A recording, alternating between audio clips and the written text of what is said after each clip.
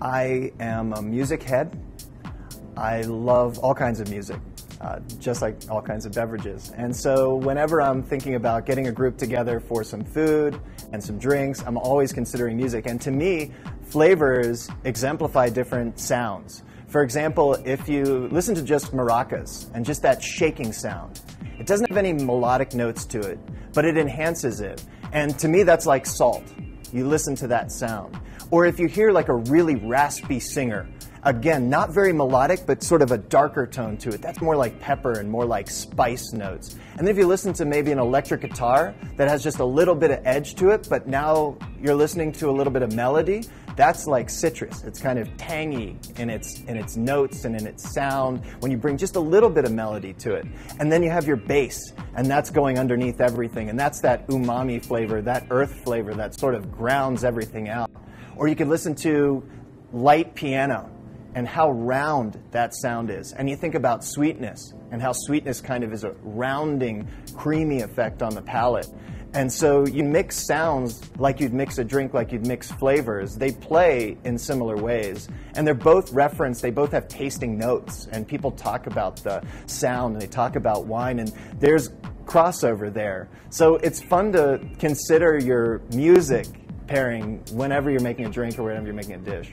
When I was picking out music for this feast, I went back to my vinyl library and I went through every cubby and I just sort of flipped through. And what I was looking for is, what are the flavors? What is the season? It's July, you've got sunshine, you've got heat, you've got dishes that are very, green, you've got cocktails that are very fresh and fun. So you're thinking fresh, fun, summery, green.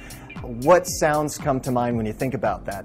Bluegrass comes to mind, maybe folk comes to mind, maybe some more modern style folk, something like the Decemberists have a new album, The King is Dead, and that has some wonderful, bright, rich guitar sounds to it that are kind of that citrusy, fun, sunshine sound. And then with the dessert, let's say, for example, something a little bit more rounded, a little bit more mellow. Arcade Fire's The Suburbs is a great album to play with that because it kind of calms everything down.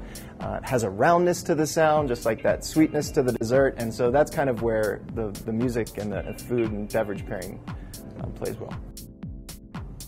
The history of the word restaurant is a French term, and it means to restore.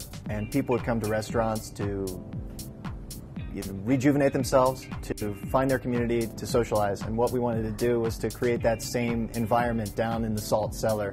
And so we installed this beautiful vintage turntable, and we have people bring in their own vinyl and their own records because there's a warmth in the sound. And I remember growing up as a kid, my dad would have the whole family come down, and he'd put on a record, or he'd put on a disc, or he'd put on some music, and that's all we would do. We would sit and we would listen, and we wouldn't be on smartphones, and we wouldn't be doing 6 things at once. And now it seems pretty novel and pretty amazing. And so the same idea, but with the community here. Come on down, put on a record, share your music and your taste with other people around you while you're enjoying a great beverage and just relaxing and having a good meal, good dinner.